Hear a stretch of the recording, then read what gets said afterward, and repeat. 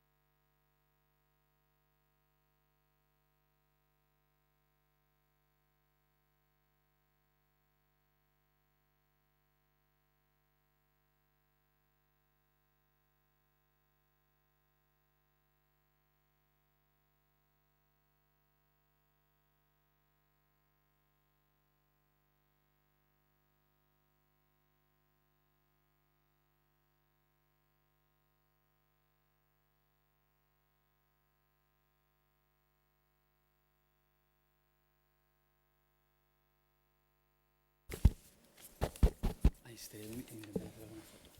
Así, esas cosas. Sí, vuelvo a decir a Jorge, sí.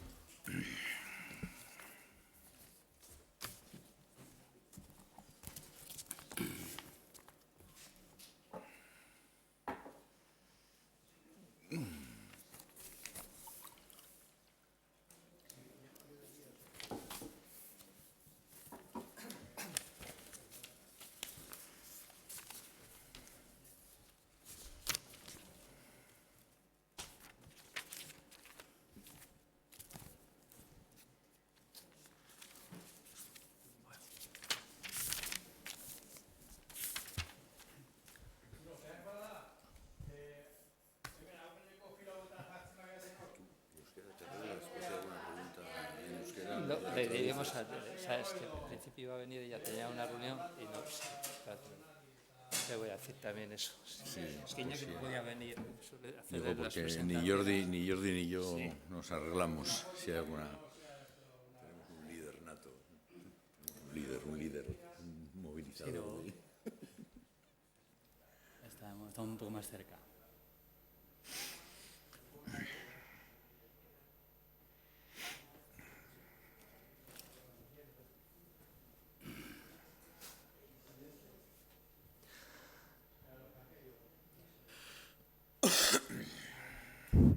Esto está en marcha ya, ¿eh? Ya está.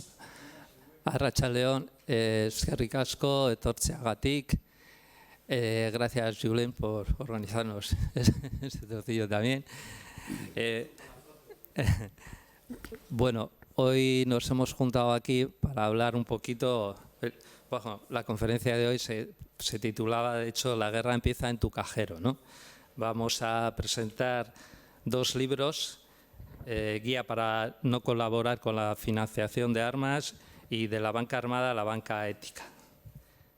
Deciros que este acto está organizado por el Centre de l'As de Investigación para la Paz y el colectivo Bake Ekintza Antimilitarista de aquí, de Guipúzcoa. Bueno, queremos agradecer lo primero a Jordi Calvo y a Peru Sasia que nos acompañen en esta tertulia y que nos informen de un tema que tanto saben y al cual han dedicado mucho tiempo a lo largo de sus vidas ya. Bueno, lo primero, deciros que a Jordi Calvo tuvimos el gusto de conocerle ya hace 2 años, cuando un grupito de gente nos juntamos en Ayete en unas jornadas en las que dimos inicio a nuestra actividad como grupo antimilitarista y en el que nos aportó sus conocimientos, en el que nos animó a que emprendiéramos ese camino y hoy en día, después de 2 años, pues intentamos aportar nuestro granito de arena a la lucha antimilitarista, ¿no? Hemos participado, entre otras cosas, en la campaña contra el G7. Hemos intentado poner nuestro granito de arena también en las campañas sobre objeción fiscal. Estamos intentando luchar contra la fabricación o la venta de armas y hemos hecho ya un par de actos en contra del cuartel de Loyola. Es un tema al cual queremos dedicar bastante tiempo e intentar crear conciencia sobre un tema que tenemos tan cercano y al cual nos ocupa no solo a los donostiarras, sino en general, ¿no?, a todo Guipúzcoa. Bueno, pues Jordi Calvo es doctor en paz, conflictos y desarrollo, economista e investigador sobre cultura de paz, desarme y economía de la defensa. Ha trabajado como coordinador de proyectos humanitarios en Liberia, Costa de Marfil, Mauritania, Uganda, Zambia, República Democrática del Congo, Nigeria y República Centroafricana. Es coordinador del Centre de l'As y profesor de Relaciones Internacionales, Conflictos Armados, Economía, Defensa, Cooperación. Asimismo, es vicepresidente de la Junta del International Peace Bureau, entre otras cosas, ¿no? Perusasia es licenciado en Química y doctor en Química Macromolecular por la Universidad del País Vasco. Actualmente es profesor investigador en la Universidad de Deusto. Su actividad docente se concentra en los grados de Ingeniería, así como en el máster en Ética para la Construcción Social y el máster en Organización Industrial. Es como para no leer, la verdad, vuestros currículums, ¿eh? Porque es presidente de la Fundación Europea de Banca Ética y Alternativa y vicepresidente de Banca Ética. Ha participado en todo el proceso desde que en 2003 se creó la Fundación FIARE hasta que desde otoño de 2014 se inicia la etapa actual de FIARE como área de Banca Popular Ética. Bueno, sin más os dejo ya con ellos, ¿vale? Muchas gracias, eskerrik asko. Arratsaldeon, buenas tardes a todas y a todos. Muchas gracias por estar aquí. Muchas gracias no solo como gesto de buena educación de ponente, sino también porque, como espero poder explicar, el generar estos espacios, estos en concreto, es importantísimo en los contextos desde los que vienen estos dos libros que presentamos hoy. Espacios en los que confrontamos, dialogamos, nos preguntamos y tratamos de transitar caminos que hoy son extremadamente difíciles de transitar. Estos dos libros vienen de tres dinámicas que me gustaría resaltar. Dinámicas que coinciden, que se relacionan, pero que son nítidamente diferentes. Hay una dinámica evidente que está pues muy pilotada por actores sociales relevantes de la sociedad civil, particularmente por el Centro de las, que se llevan preguntando muchos años qué cosas están pasando en los intercambios económicos a nivel mundial y, en concreto, qué está pasando en el mismo corazón del sistema económico, que es el sistema financiero, y, en concreto, qué está pasando para que ese sistema financiero sea cooperador necesario, imprescindible, que genera unos determinados efectos en un campo muy concreto, como es el del comercio, tráfico internacional de armas y, por tanto, comercio, tráfico internacional de vidas, de guerras, de víctimas,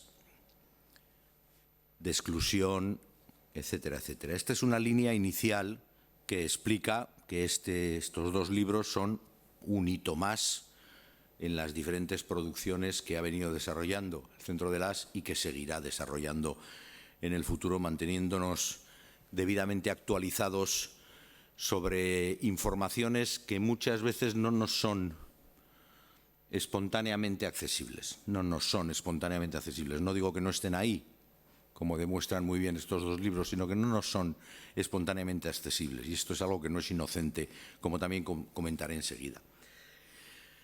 La segunda corriente en la que cabe entender un libro de esta naturaleza, o dos libros de esta naturaleza, son producto de personas, colectivos, que se preguntan qué está pasando de hecho en la esfera económica, qué ocurre, qué cosas pasan en la esfera económica. Sabemos unas cuantas cosas que pasan en la esfera económica. Sabemos que los viernes negros toca comprar, que parece que las cosas están rebajadas, que realmente no lo están, que hay actividades económicas que destrozan el planeta, que hay actividades económicas que generan desigualdad, exclusión, refugiados medioambientales, etcétera, etcétera. ¿Qué está pasando en la esfera económica? Y esa es una pregunta que nos conecta, digamos, con la tercera dinámica social que merece la pena entender y es donde más valor tienen desde mi punto de vista, y así por lo menos lo quise dejar reflejado en el prólogo de la guía, y nosotros en la esfera económica, ¿qué somos? Nosotros como personas que consumimos, ¿qué pasa con cada una de nuestras decisiones de consumo? En concreto, ¿qué está pasando? Cada vez que yo tomo una decisión, ¿de qué manera, en qué medida estoy contribuyendo a determinados efectos?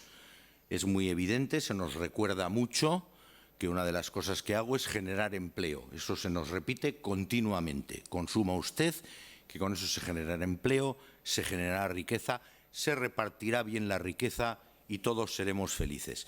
¿Es realmente eso lo que está pasando en este sistema económico o no? Todos esos contextos merece la pena entenderlos cuando nos enfrentamos a estos dos tesoros.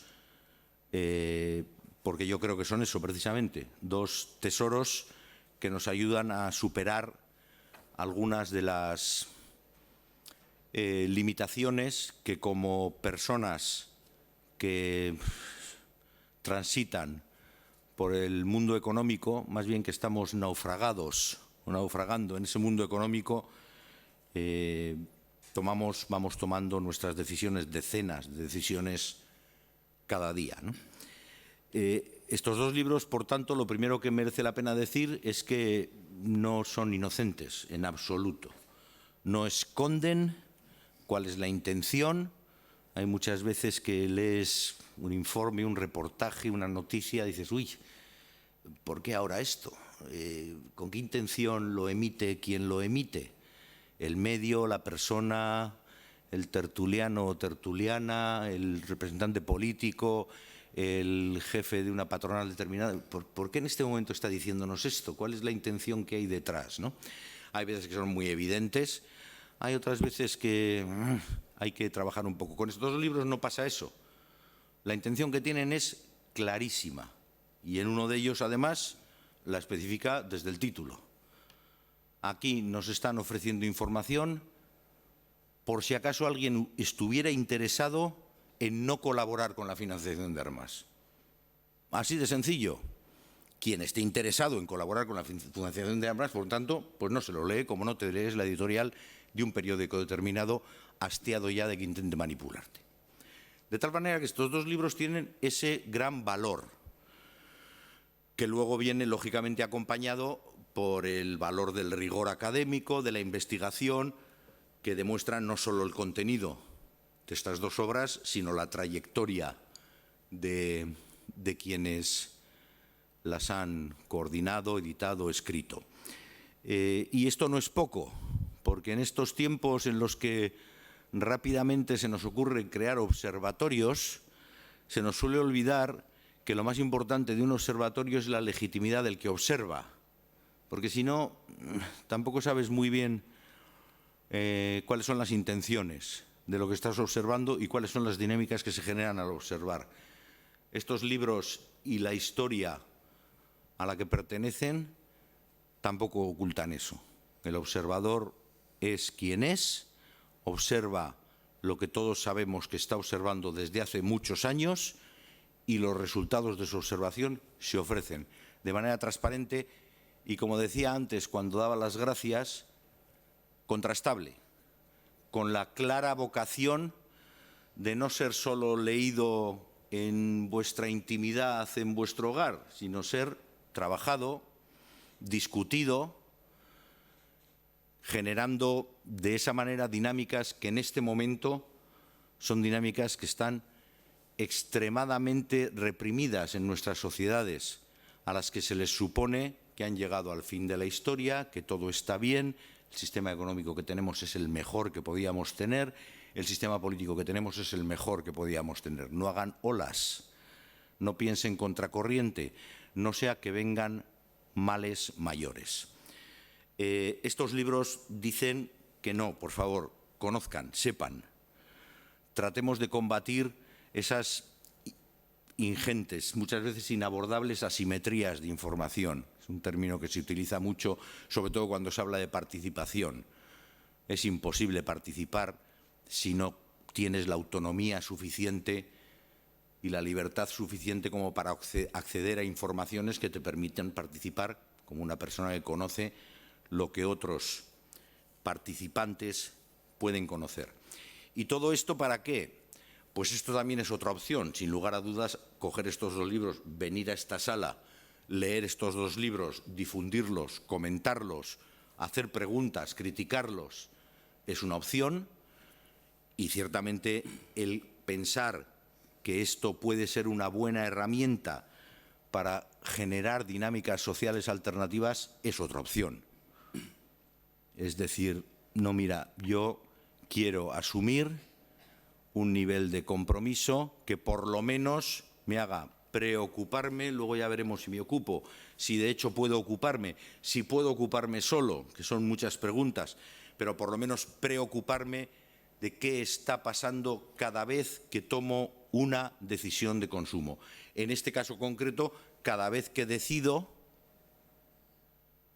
dejar mi dinero y perderlo de vista, mientras siga siendo mi dinero, perder de vista lo que ocurre con él en una entidad financiera determinada. ¿Qué ocurrirá con ese dinero? No me interesa. No quiero saberlo. Prefiero no saberlo. Prefiero preguntarme por el calendario, por la cubertería, por... En fin. Si la opción es preocuparse para luego, en un segundo nivel, pasar a ocuparse, a tomar decisiones en ese sentido, estos libros claramente muestran una intención evidente de desarrollar ese tipo de, o de apoyar ese tipo de dinamismos en esa dirección. ¿Por qué creo que es tan importante esto en este momento? Bueno, aquí cada día tenemos una nueva coyuntura y hoy tenemos la coyuntura del COP25, del cambio climático, de Greta viniendo en un catamarán. Nos vienen cosas. Nos ha venido la oleada, que esperemos que permanezca y se consolide, de la perspectiva de género. Ahora toca la oleada del cambio climático.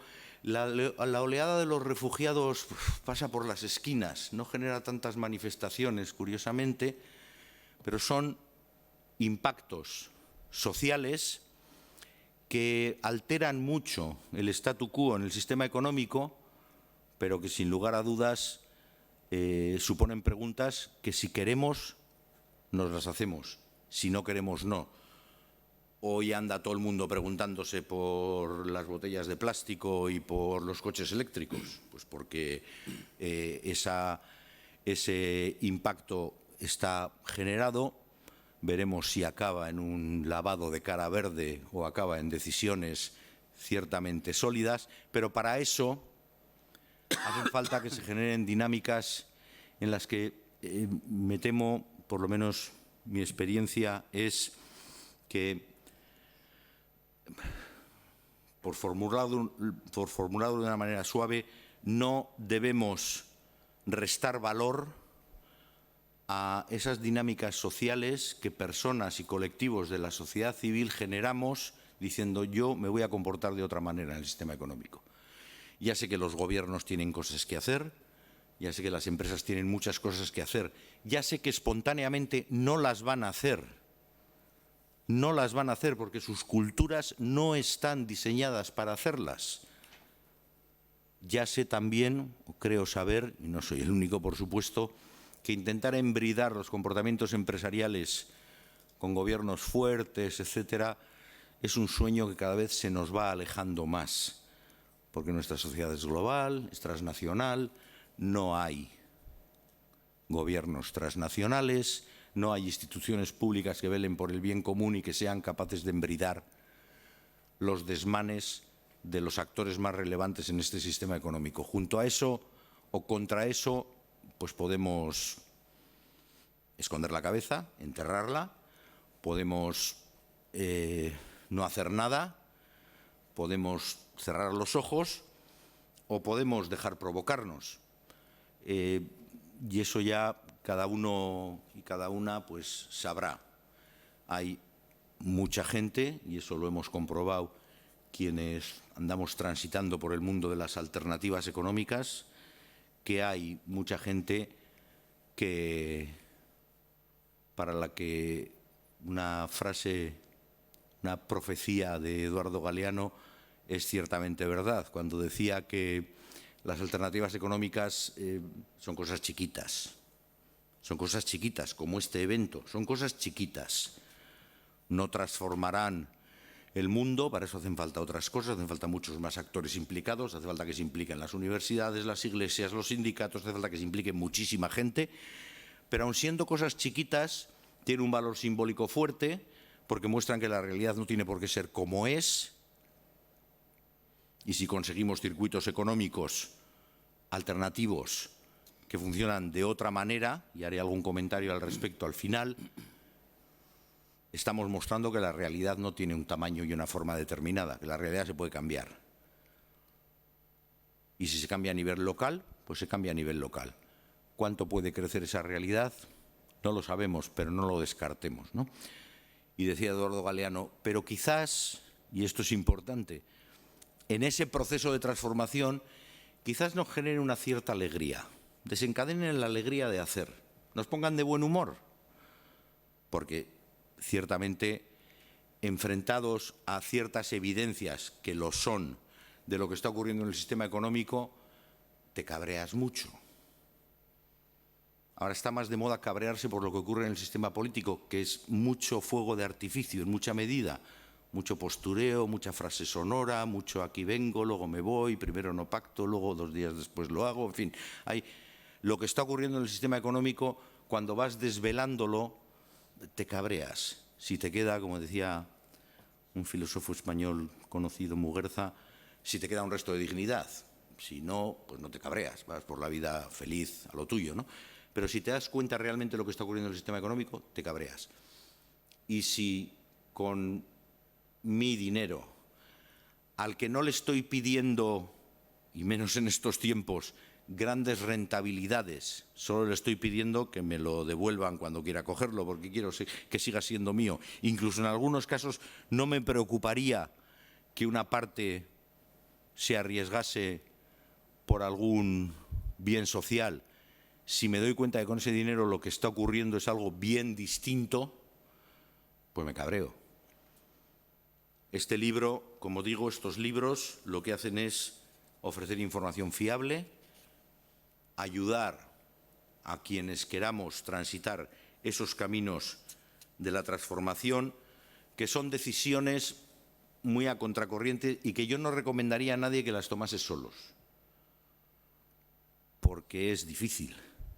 Hay que tomarlas de forma agregada, hay que tomarlas colectivamente, hay que tratar de consumir de otra manera, pero no solo consumir de otra manera, es muy importante también intentar construir alternativas. Y en ese sentido, y por el mundo del que yo procedo, me parece también que es importante recordar que si la banca armada es masivamente mayoritaria dentro del sistema financiero, casi todas las entidades financieras invierten claramente en armamento, algunas en cosas muy feas dentro de la industria armamentística.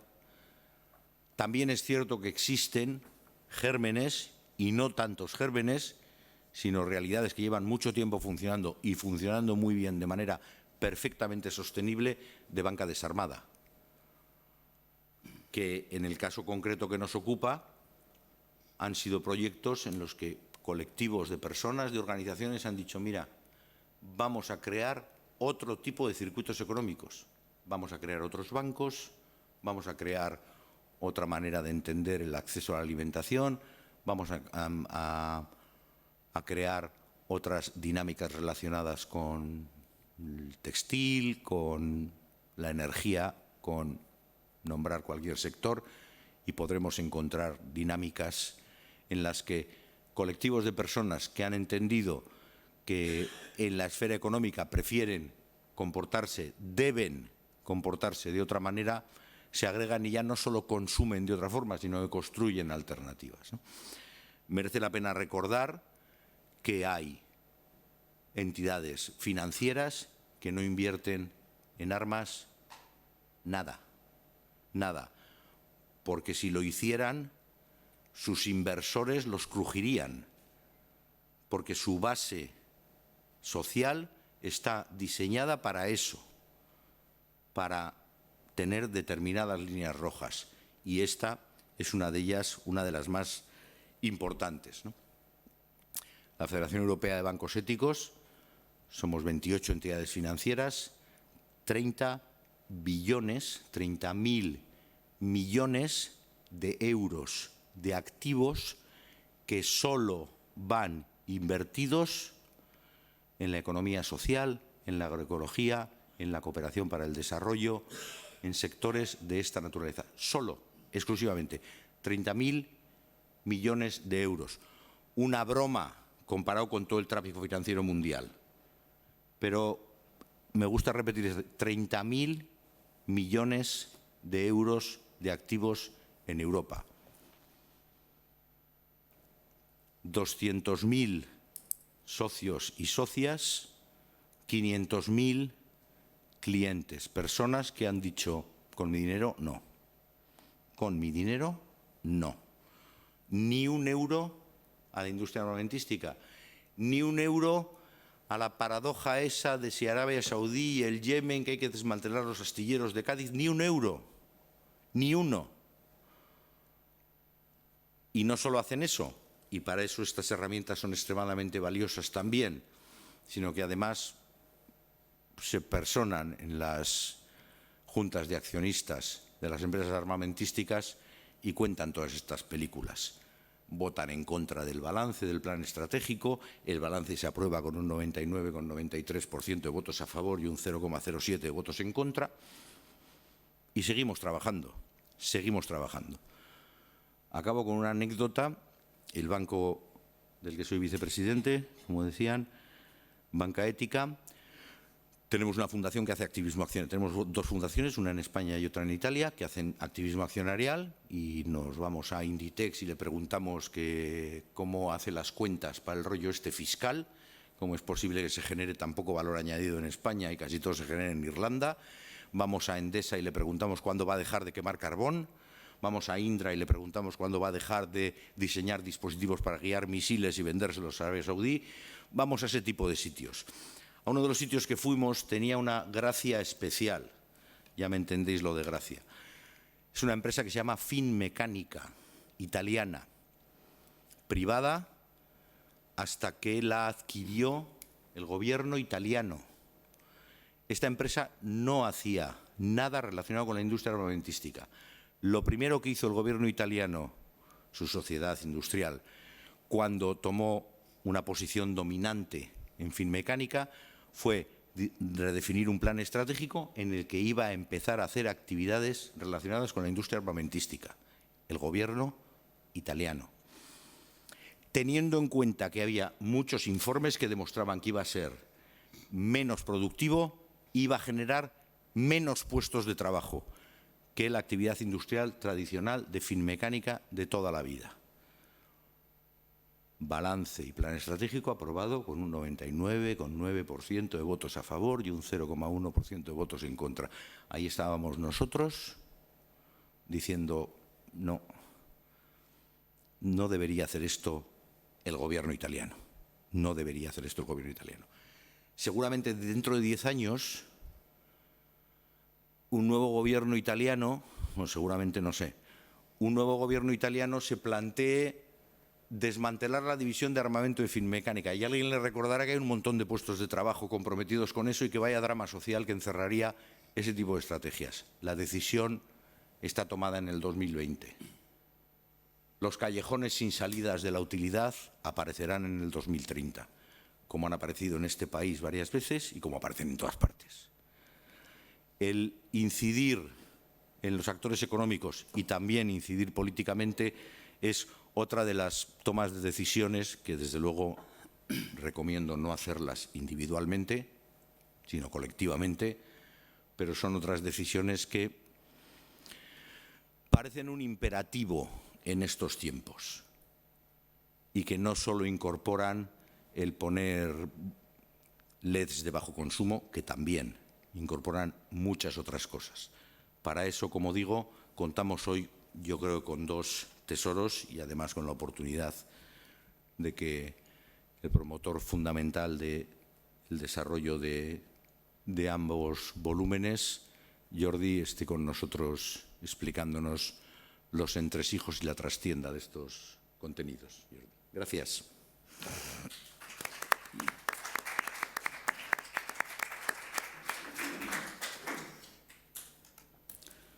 Sigo sin más, ¿verdad? Sí. Bueno, muchas gracias por venir. parece ser que las charlas, ¿no? ya no es el formato tenemos que pensar los formatos. Nos cuesta encontrarnos con charlas, en conferencias, pero bueno, son necesarias, ¿no? También para hablar de las cosas en profundidad y cara a cara y vernos. Y aunque nos cueste, ¿no?, venir de lejos, que es un poco el objetivo de esta colaboración que tenemos, el Centre de l'As o el Centro de l'As de Estudios por la Paz, es una organización relativamente pequeña. Ahora ya somos un poquito medianos, nos consideramos que estamos en Barcelona, pero tenemos grupillos, gentes que les gusta trabajar en esta línea, tener un análisis crítico sobre la existencia de las armas, que nosotros pensamos que influye de una manera muy importante en que haya guerras después y en muchas de las otras consecuencias donde son utilizadas estas armas. Y bueno, tenemos unos activistas aquí muy valiosos que llevamos ya un par de años colaborando, el Baque Quinza y con Bernard y con Iñaki, con contactos principales. Y luego también tenemos gente en Valencia, que hay un grupillo aquí bastante interesante. De hecho, ahora hay un barco que está pasando otra vez por las costas españolas. Sabéis que en Bilbao se evitó que atracara para cargar material militar, pero después se ve que fue a Santander y lo consiguió. Ahora está por Sagunto, yo soy muy cerca de Sagunto, y bueno, tenemos allí un agente diciendo, oye, ¿qué está pasando aquí?, ¿no? Tenemos que no ponerlo tan fácil, como mínimo que vean que no nos parece tan bien, que esto no se hace sin consecuencias. Quizá la fase en la que estamos entrando, que es mucho más de lo que había hasta ahora. Y bueno, os decía que queremos de verdad ser más y colaborar con todos los grupos que presenten interés en este sentido, y luego obviamente con esta otra parte de alternativas, la parte de banca armada. Obviamente la alternativa es la banca ética, no otra, y por eso nos juntamos con mucha alegría con FIARE, y que es la opción que de verdad vale la pena, o que da las respuestas con un 100% de fiabilidad, aunque hay otras opciones también del universo ético del que podemos hablar, si queréis. Que en este librillo pequeñito, que es un libro que, ya que no somos mucha gente quienes hemos venido, tendremos la oportunidad probablemente de coger uno por persona. Este libro no tiene precio, ya que por suerte lo ha pagado la Generalitat Valenciana en un proyecto de tratar estos temas en Valencia. Así que coged el que veáis en la mesa, y los otros sí que tienen un pequeñito precio, pero tampoco es muy exagerado. Y tampoco lo más importante, estarán en PDF en algún momento, en algún lugar. También estos informes, para que no se me pase, hacemos informes, digamos, de manera bastante frecuente, cada año, cada 2 años o cada 3, dependiendo de los recursos que tenemos, para actualizar los datos a los que tenemos acceso sobre qué bancos aparecen como principales financiadores de algunas de las principales empresas de armas del mundo y del Estado. Esto sí que está disponible en PDF, por supuesto, y luego veremos también un poquito una base de datos que intentamos mantener actualizada. Como veis, nos dedicamos a buscar muchos números y muchos datos para ayudar a entender un poquito más todo este sector, que es bastante complicado y complejo, y del que el sector, digamos, de la producción armamentista tiene muchas personas especializadas trabajándolo y estudiándolo, pero son, digamos, las personas que trabajan y lo estudian desde el propio sector, desde el sector de la industria militar. Digamos que es un análisis diferente al nuestro, que somos un grupo, unas cuantas personas, 20, 30, que nos dedicamos a pegarle vueltas, a analizarlo desde diferentes perspectivas, pero que sentimos que tenemos un compromiso con el pacifismo, con la cultura de paz. Intentamos leer esta parte de la realidad política y económica también bajo ese prisma, y de ahí que, digamos, hagamos lo que se llama investigación para la acción. Los informes de Amnistía Internacional son investigación para la acción, para intentar que hagamos alguna cosa al respecto, y los nuestros pues son también, obviamente, de este tipo. Y estos libros que se publican de vez en cuando, decía un libro, pues cada 10 años a lo mejor publicamos un libro, y los informes pues no, con un poquito más de frecuencia. Son libros que intentan recopilar la información y buscar esta otra vía de difusión, y también para que quede escrito, para que vayamos construyendo también una alternativa, una narrativa diferente de lo que está ocurriendo. Y más en una época, en una tendencia en la que parece ser que el pacifismo o esta visión más sincera y más honesta desde la cultura de paz no está muy presente. Comentaba Perú antes que el feminismo parece que ha llegado para quedarse, aunque costará, está generando muchas resistencias, pero costará.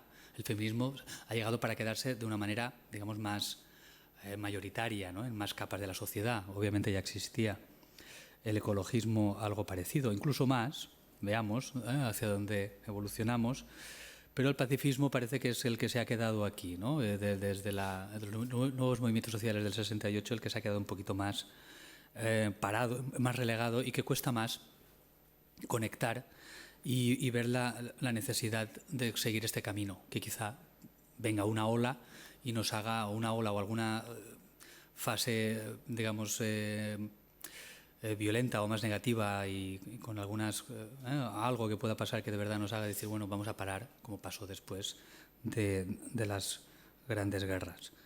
Pero bueno, esperemos que podamos evitarlo. De eso se trata.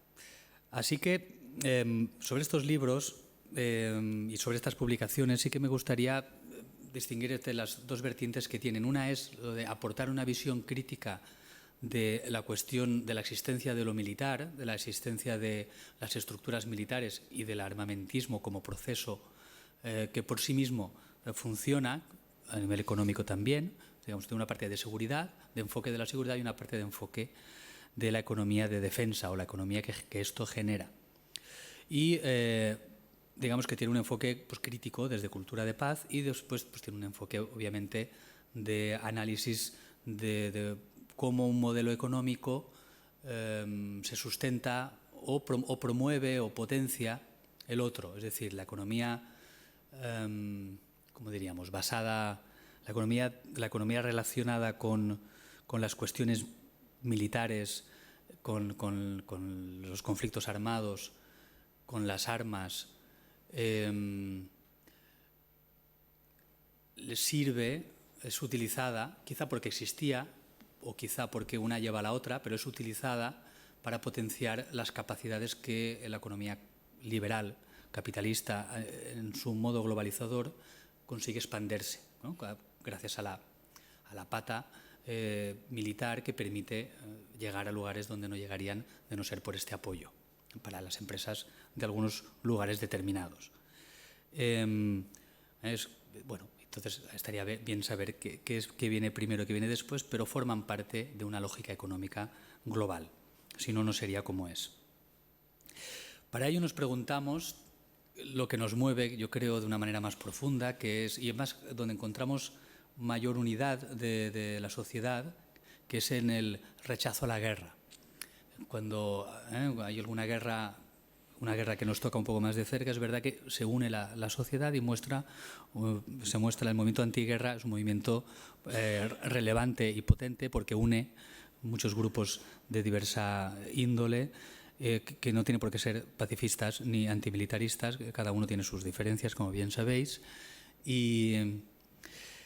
pero bueno, es el mensaje principal y creo que es donde nos tenemos que centrar y ver si de verdad, y aquí es el enlace, con nuestra pequeña contribución o participación en un banco, en una entidad de gran relevancia en la economía actual, si ello hace que de un modo u otro, pero de un modo ineludible, estemos contribuyendo de una manera clara a que haya unas bombas que se estén lanzando en un lugar determinado. Y esa pregunta creo que sí que es relevante, más allá de los análisis más críticos con el militarismo o con otros espacios que son posicionamientos complementarios, pero esta creo que sí que es más de consenso.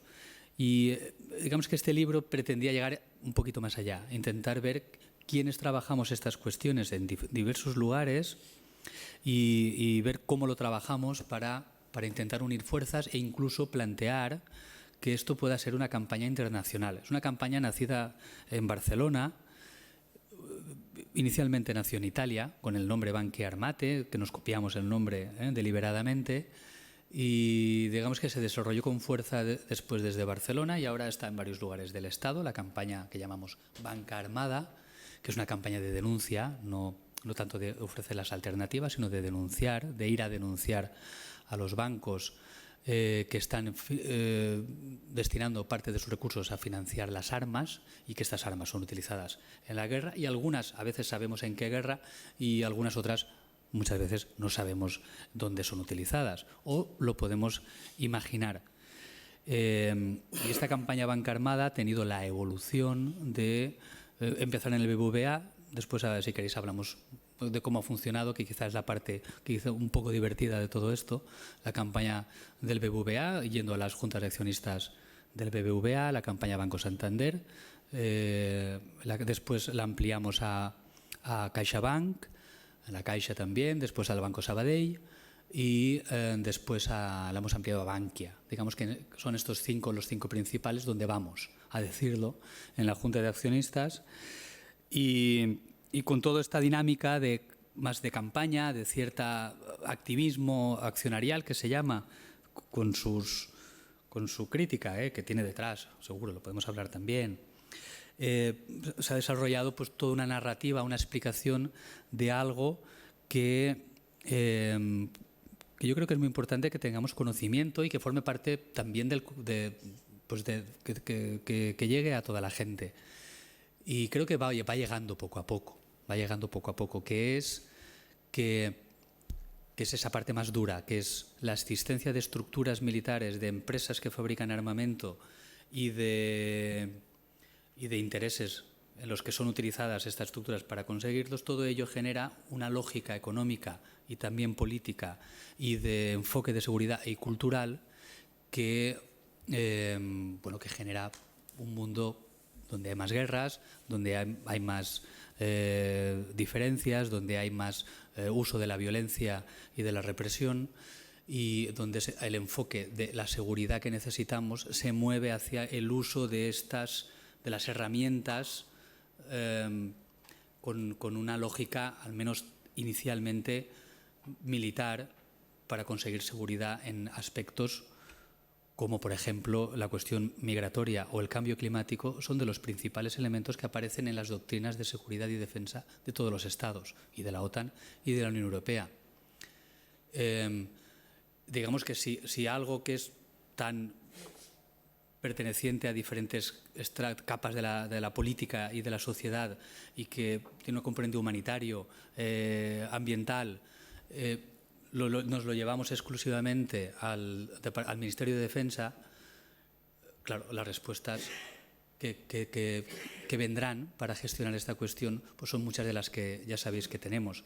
Por ejemplo, la cuestión migratoria se está intentando resolver desde los gobiernos, no desde las sociedades, pero sí desde los gobiernos, construyendo pues cada vez más muros, militarizando las fronteras, evitando, tratando a personas normales y corrientes, obviamente, que buscan simplemente moverse de un lugar al otro, sin armas, sin nada de esto, tratándolas como enemigos, como si fueran enemigos que debemos, con quien debemos luchar.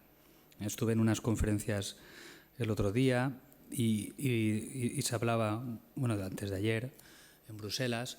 Es curioso cómo se habla no sé si lo habíais pensado, de cómo se genera una narrativa en la que las armas son la respuesta. Ahora se habla de que en el futuro, ojo, tengamos cuidado con Rusia y con China, pero también, ojo, tengamos más cuidado todavía, y lo he leído en varios ministros de Defensa, con el aumento demográfico en África. Y, claro, te meten el miedo en el cuerpo con el aumento demográfico en África. Solo con decir esto te imaginas pues que vendrán, cuando sean el doble, pues vendrán aquí a invadirnos y a cortar cabezas. ¿No? Es una manera, un enfoque de hablar de una realidad demográfica, de una lógica, algo normal que pasa en el mundo que legitima todo este ciclo económico militar, ciclo armamentista, en el que quien se beneficia finalmente de todo ello no son las personas normales y corrientes, sino que en una buena parte son unas empresas que continúan fabricando sus productos. Y son esas empresas el inicio de estos análisis. Estos análisis no empiezan por los bancos, sino que empiezan por las empresas que conforman este complejo militar industrial. A nivel mundial conocemos muchas, las que fabrican los aviones de guerra, las que fabrican los barcos de guerra y blindados, tanques, etcétera, misiles. Son algunas famosas. Finmecánica es una de las más conocidas en el mundo, pero a nivel español y a nivel vasco hay un número muy elevado de empresas de armas, como bien sabéis, pero a nivel español las grandes y las que marcan el terreno y las que aquí son influyentes son, como bien sabéis, Navantia, que fabrica los buques de guerra, que es pública, es Indra, que es quien se dedica a producir una parte de su producción, toda esta parte tecnológica del armamento de todo el mundo. Es una empresa que tiene clientes en todo el mundo. Y después teníamos Santa Bárbara, que digamos que pasó a manos de General Dynamics y ya ha transferido su producción a Estados Unidos y a otros lugares. En España ya no tiene tanta producción, que es la parte para el ejército de tierra. Y después la otra gran empresa de armamento importante es la que fabrica los aviones de guerra, que España tiene. En España hay una gran apuesta por ello, que ahora tiene el nombre de Airbus Militari, que entonces se llamó CASA, que cuando era pública era la empresa CASA. Ahora es Airbus Militari, un consorcio europeo que fabrica los aviones de guerra con los que Arabia Saudí bombardea Yemen, por ejemplo. Y están fabricados en parte en España. Y la otra gran empresa, que se está convirtiendo en la sustituta de Santa Bárbara en el ejército de tierra como gran empresa de morteros, de granadas, de bombas, digamos, más de armas pequeñas, es Expal, Explosivos Alaveses, que conoceréis al menos de oídas, que pertenece a un grupo que se llama Maxam, que es de explosivos de todo tipo, pero que la parte militar la gestiona la parte Expal, ¿no? La lógica que viene de Expal, que tiene producción en varios lugares también del Estado. Por ejemplo, en Extremadura tiene producción. Estas empresas son las que nos preocupan, porque son estas empresas las que influyen e intentan convencernos de que tenemos que dedicar muchos recursos públicos para poder mantener su producción. Porque los únicos clientes de estas empresas somos nosotros. Es decir, la ciudadanía, los gobiernos. Los gobiernos, con los presupuestos públicos, son los únicos clientes los que compran lo que producen estas empresas. Entonces, estas empresas, lógicamente, yo soy economista y recuerdo cuando estudiaba que me repetían continuamente que nuestro objetivo era maximizar el beneficio. Y si lo hacíamos a largo plazo, mejor, porque maximizar a largo plazo significa que no serías un especulador, sino que tendrás que maximizar el beneficio. Pues un empresario de armamento, lógicamente, maximizará su beneficio si es un buen empresario, y lo son. Desde un punto de vista técnico, obviamente lo serán. ¿Y qué es lo mejor para que un empresario de armamento maximice su beneficio a largo plazo? Hay dos opciones: o que compren mucho su producto, es decir, que haya muchos conflictos armados donde estos se gasten y haya que reponerlos. Ya pasó cuando un indicador que nos muestra la importancia de ello es cuando la guerra de Siria, cuando al inicio de la guerra en Siria, en el que se localizaron el armamento químico, y Obama, digamos que hizo unas declaraciones como diciendo: la línea roja es este armamento químico, si se confirma, si se utiliza, atacaremos. Las acciones de General Dynamics y de las principales empresas de armamento de Estados Unidos esos días subieron como la espuma. Es decir, si hay guerras, obviamente es interesante, pero es difícil. Yo no me atrevería a... No podemos ¿cómo diríamos? No podemos certificar que los empresarios de las industrias de armas se dediquen a promover las guerras aquí y allá. Probablemente eso no esté ocurriendo o no ocurra de esta manera. lo que sí que puede hacer es aprovecharse de esta situación. Pero hay otro elemento, creo que sí que es clave, y esto sí que es verdad, o sea, sí que es verdad, sí que lo tenemos más comprobado, que es en que se invierte por parte de las empresas de armas y mucho en convencernos a los gobiernos, a la sociedad, de que la mejor respuesta ante los retos de seguridad para nuestros miedos, la mejor respuesta para hacer frente a lo que nos genera miedo, a las amenazas que sentimos, por muchas razones que sean, son sus productos y servicios. Y ahí sí que está el éxito que han conseguido en la Unión Europea, que ahora dedicará un presupuesto específico para el desarrollo de productos y servicios de seguridad enfocados a los nuevos retos del futuro. Una parte es la migratoria y muchos otros. Consiguen presupuestos públicos para que les compren sus productos. Y esta narrativa de que esta es la manera de gestionar la seguridad es la que pretendemos desmontar, analizando que quizá haya una parte bastante relevante de todo este miedo global que sentimos, que pueda ser producido por estas empresas por beneficio propio. Es verdad que no es todo, pero una parte, lógicamente, es producido como cualquier otra empresa. Nos convence de que tenemos que comprar sus productos. Coca-Cola nos convence de que bebamos Coca-Cola por muy inútil que sea beber Coca-Cola, por poco necesaria que sea para el ser humano. Y las empresas pues hacen lo mismo. Y claro, en este caso, y con esto acabo ya este análisis más del ciclo económico militar, pero bueno, seguramente lo habréis oído y creo que hay que repetirlo, hay personas que son especialmente activas en todo ello. Y en el caso español, cuando lo hablamos con otros colegas de europeos sobre todo, se ponen las manos a la cabeza diciendo que evidente fue, al menos en la época del gobierno anterior, en que Pedro Morenés, que el día antes de ser ministro de Defensa era director en España de una empresa de misiles, de la segunda empresa de misiles más importante, y además consejero de varias empresas de armamento del País Vasco, como bien conocéis, que es, no sé si es de Donosti o de por aquí cerca, su familia.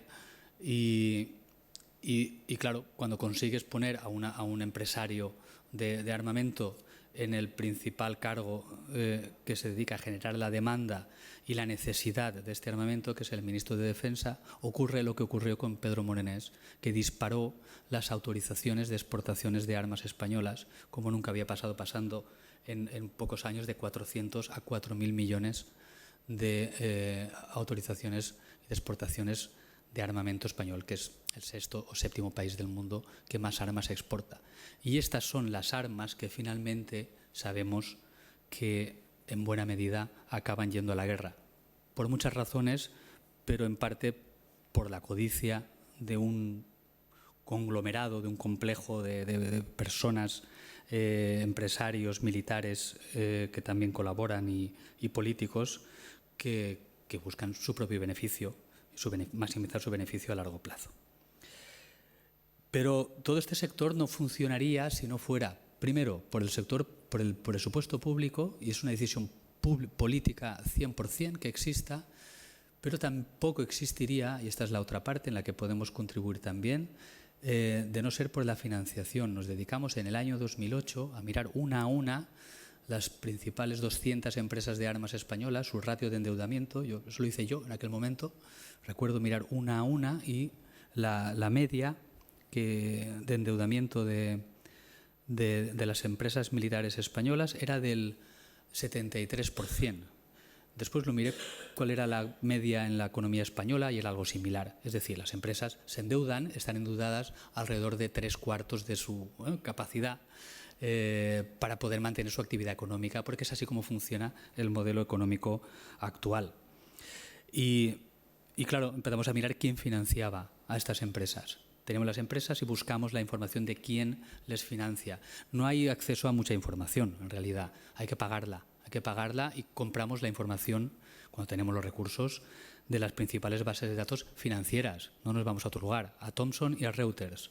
Allá pagas por empresa, dices Indra, ¿quién financia Indra?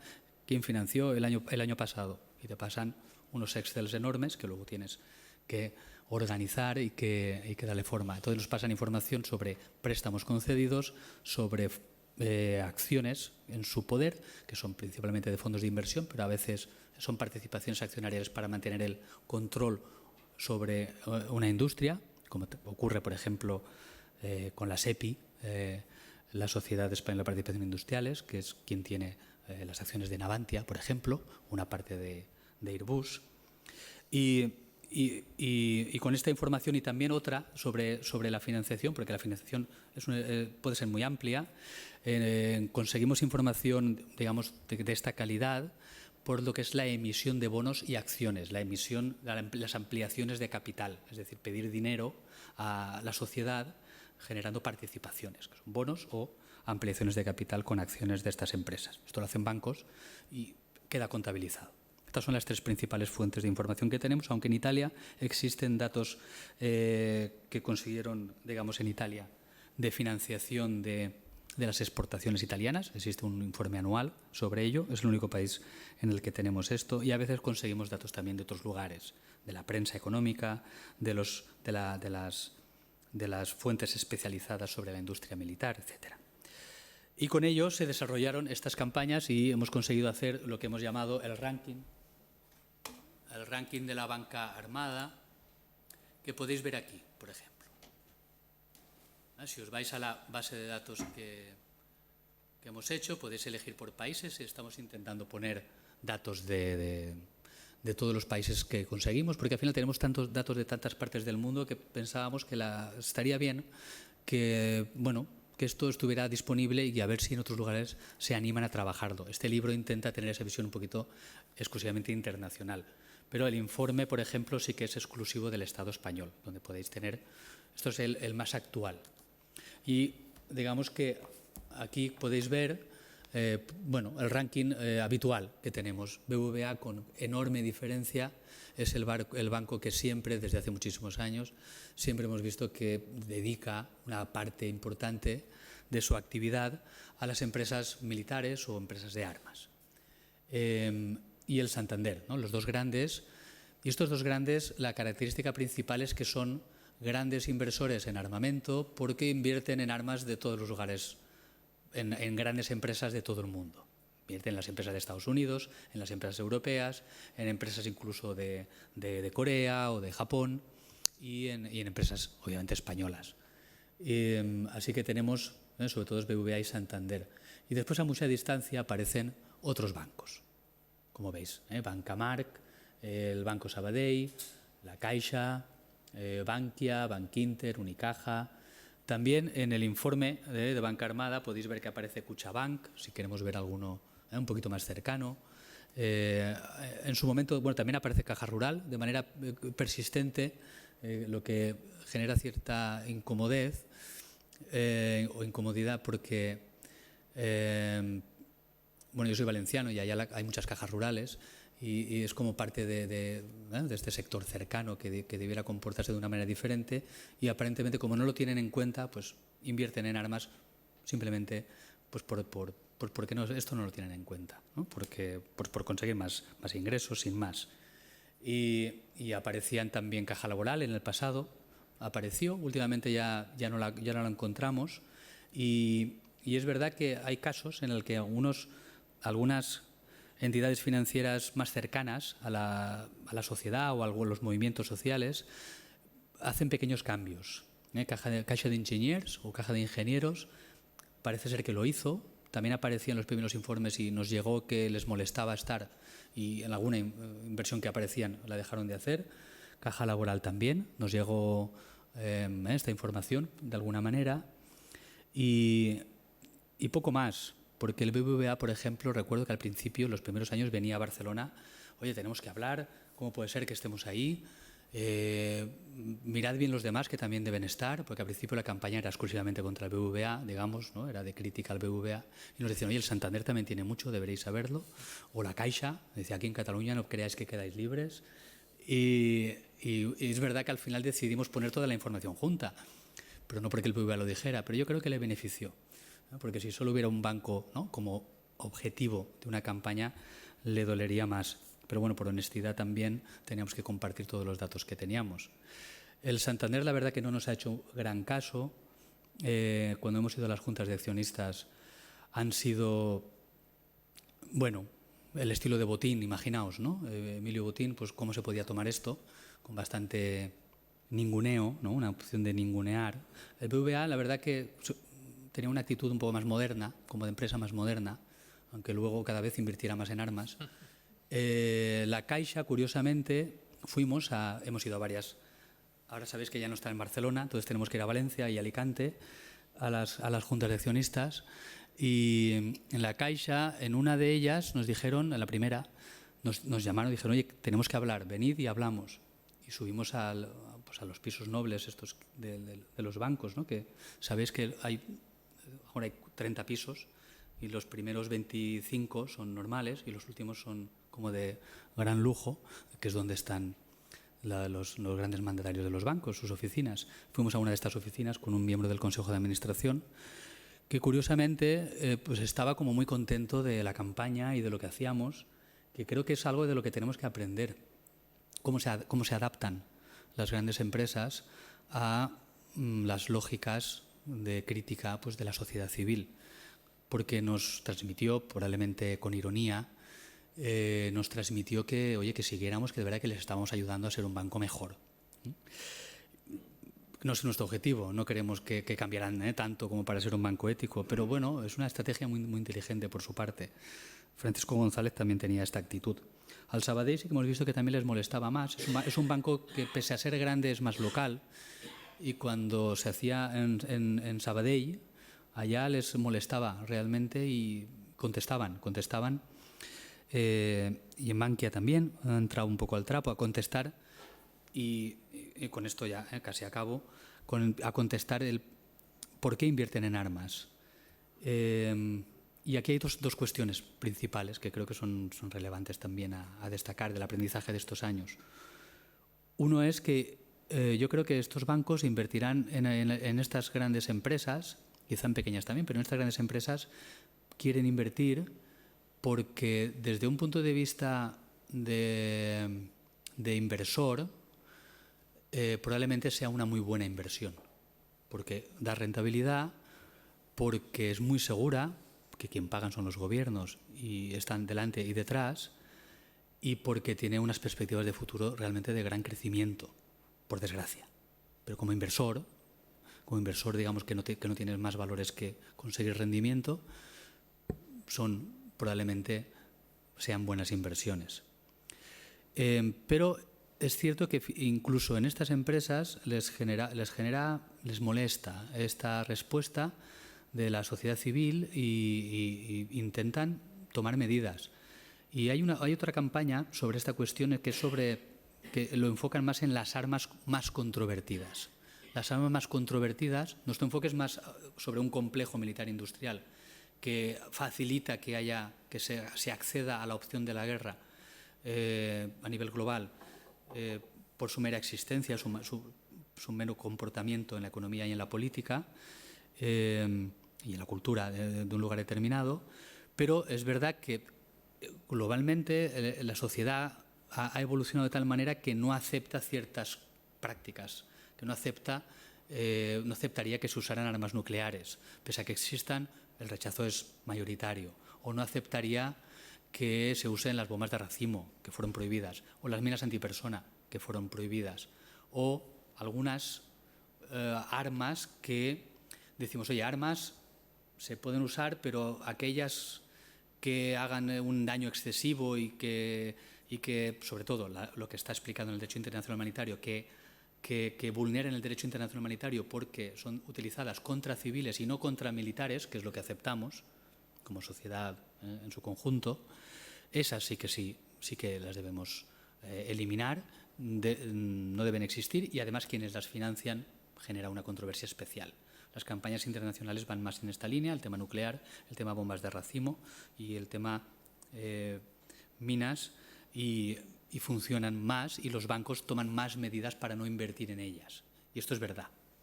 El tema nuclear no tanto, pero el resto sí que toman medidas. Pero claro, y con esto acabo, ¿qué estamos consiguiendo?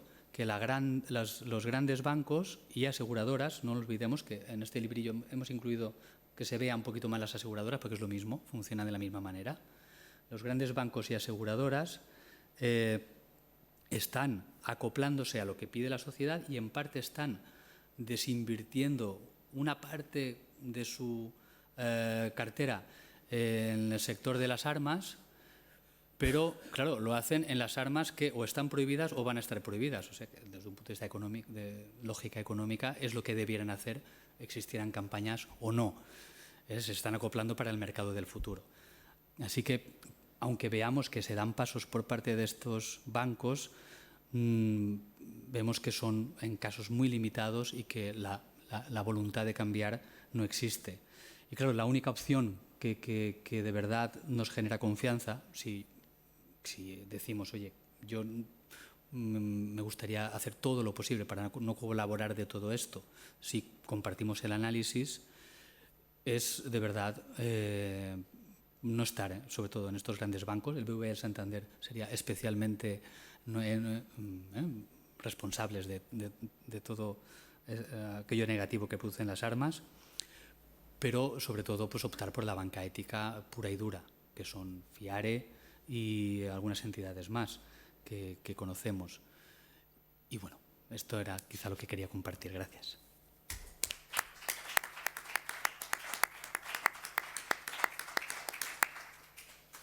Bueno, muchísimas gracias a los dos. No sé si queréis hacer alguna preguntita. Todavía tendríamos 5 minutillos. Si queréis preguntarles algo, es el momento. O compartir algo que se os ocurra sobre lo que hemos hablado, vamos.